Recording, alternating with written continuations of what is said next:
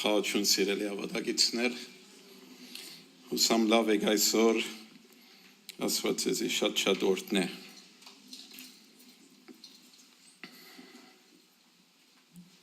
Ես ուզում եմ խոսել մի թեմա, որ շատ հազվադեպ է դա շոշափվում քարոզների ժամանակ քրիստոնեական շրջանակներում։ Բայց դա ես համարում եմ շատ կարևոր թեմա եւ այդ թեման վերնակրել եմ այսպես բարգուչյան փորձությունը ով է իշխում սրդիդ բարգուչյան փորձությունը ով է իշխում սրդիդ Այս թեման ես խոր ուսումնասիրել եմ սիրելիներ որովհետեւ Ես ինքս հաճախ ընկնում եմ այս փորձության մեջ, հետևաբար ես այդ ուսումնասիրություններից ամփոփում եմ ձեզ ներկայացնելու, որովհետև շատ խորացել եմ դրա մեջ։ Ուզում եմ ձեզի Աստծո ողորմության շնորհքով ձեզի ներկայացնել ամփոփումը սիրելիներ։ Սուրբ Գիրքը այս մասին խոսում է եւ արտահայտված համարը բոլորդ գիտեք Եփեսացիներու 4-րդ գլուխ 26-րդ համարն է։ Եփեսացիներու 4-րդ գլուխ 26-րդ համարը գսե եթե բարգանակ մեղ մի գործեք։ Արևը ձեր բարգուչյանը վրա մարը թող չմտնե։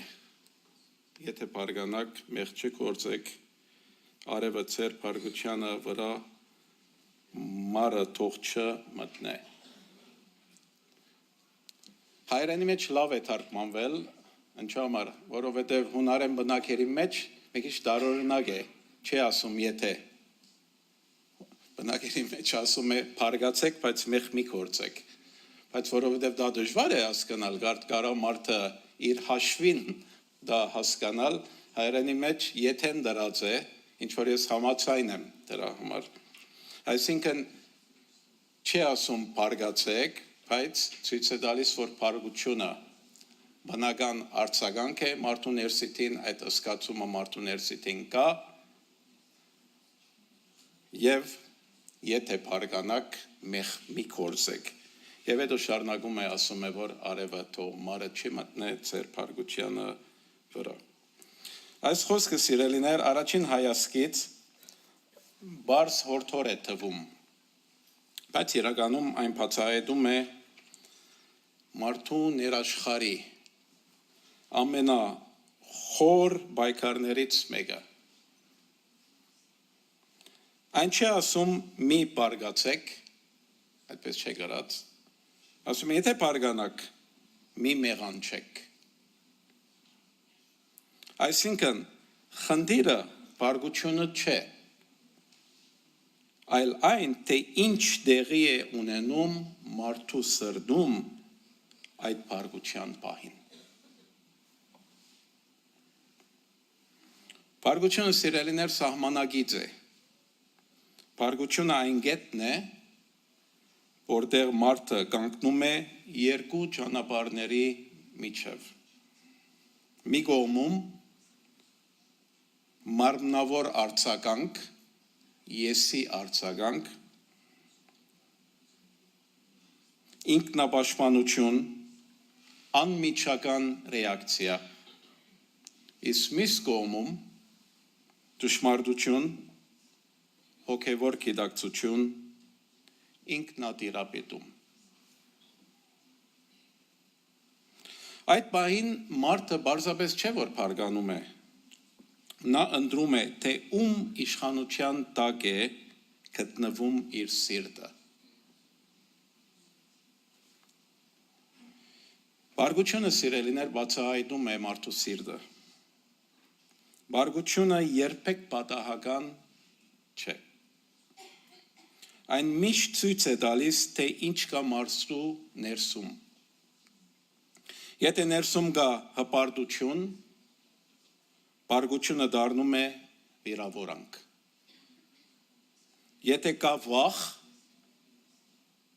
այն դառնում է պաշտպանական ագրեսիա։ Եթե կա սեր եւ ճշմարտություն, այն դառնում է արդար ցավ, ոչ թե արդար պատիժ, արդար ցավ։ Այսպիսով, փառքությունը հայելի է, որտեղ մարդը կարող է տեսնել իր սրտի իրական վիճակը։ Արդար փառքություն եւ ինքնարդարության փառքություն կա, արդար փառքություն կա, ինքնարդարության փառքություն։ Շատ հաճախ մարդը խաբվում է հենց այստեղ։ Նա իր փառքությանը տալիս է արդարություն անունը, բայց երբ նա լինում է ինքնարդարացման փառքություն, սիրելիներ։ Արդար փառքությունը, սիրելիներ, ծագում է ճշմարտությունից եւ սիրույց։ Այն ուղղված է ոչ թե անձին, այլ ուղղված է խնդրին։ Այն չի ցկտում կործանել, բայց ցկտում է վերականգնել։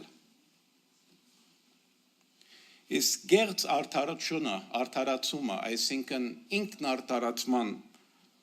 փառքությունը, սիրելիներ,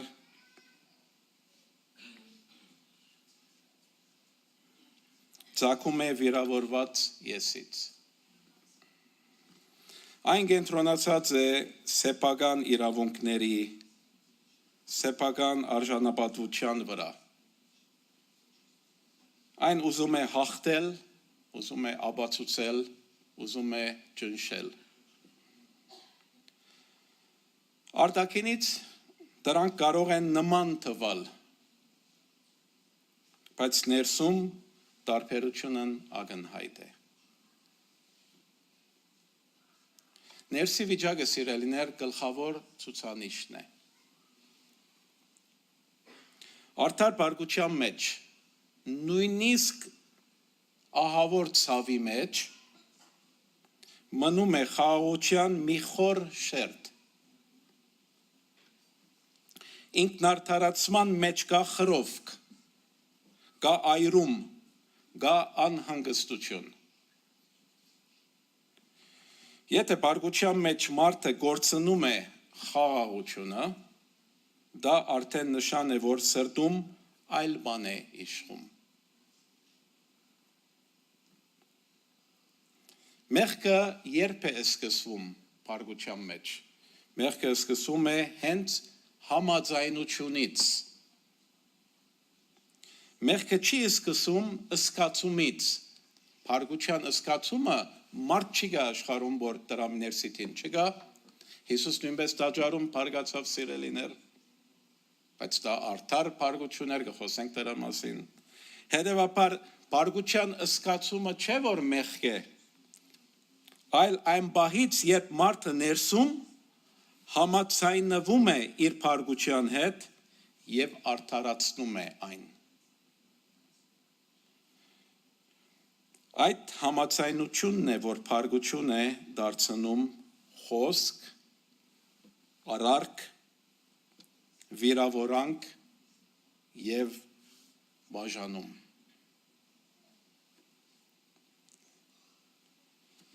Փառքությունը ուզում է դառնալ քո ձայնը։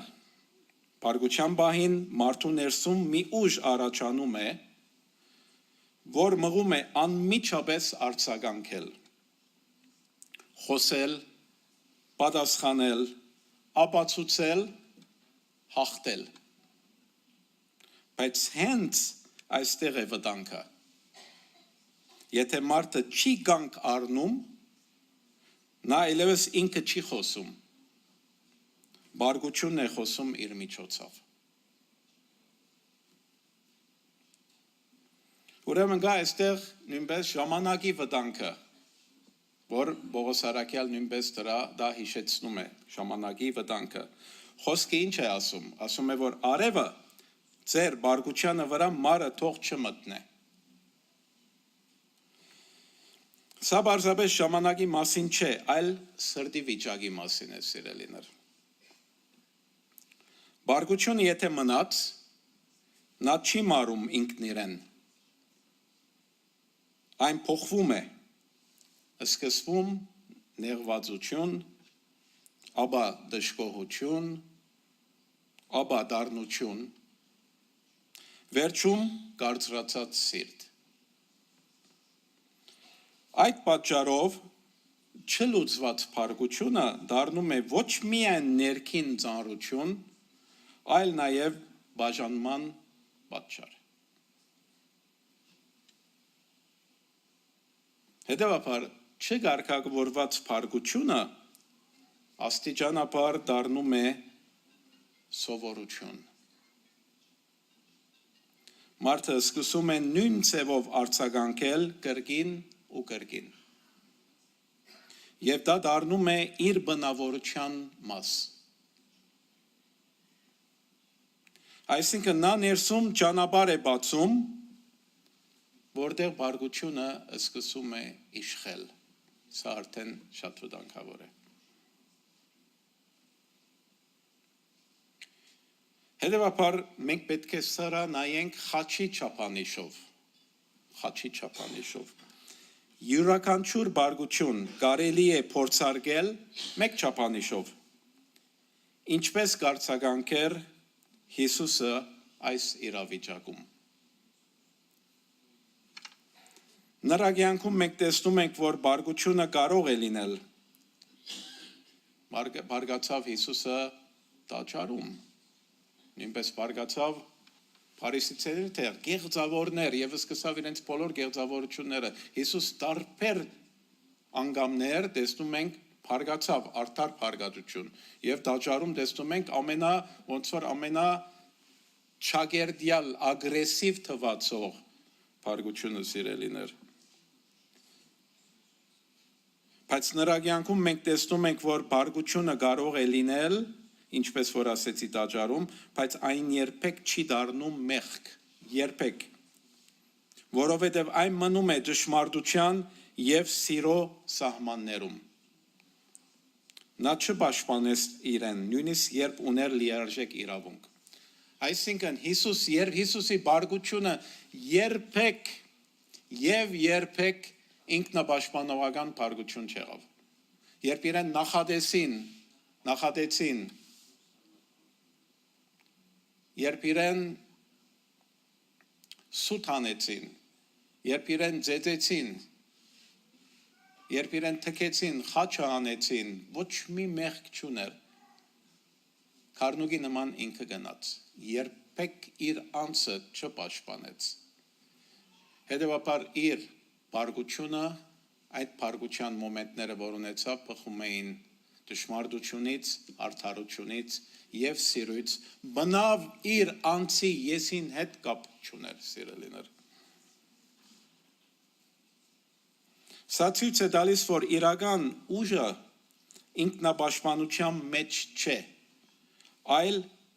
ինքնատիրապետման մեջ է, սիրելիներ։ Հետևաբար ո՞րն է իրական ուժը։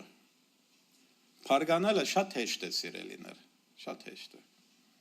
Փարգությունը կառավարելը շատ դժվար է։ Իսկ իրական ուժը այն է, երբ մարդու ներսում կա կրակ, ճշմարտության կրակ, արդարության կրակ, բայց նա չի թողնում, որ այդ կրակը այրի ուրիշներին։ Սա արդեն հոգևոր հասունություն է, սիրելիներ։ Ամենախորը տարբերությունը հետևյալն է։ Արդար բարգությունը պատրաստ է խոնարհվել, նույնիսկ խաչվել, եթե դա ծառայում է ճշմարտությանը։ Ինքնարդարացման բարգությունը երբեք պատրաստ չի հրաժարվել իրենից։ Այն միշտ ուզում է, որ հենց ինքը ճիշտ դուրս գա։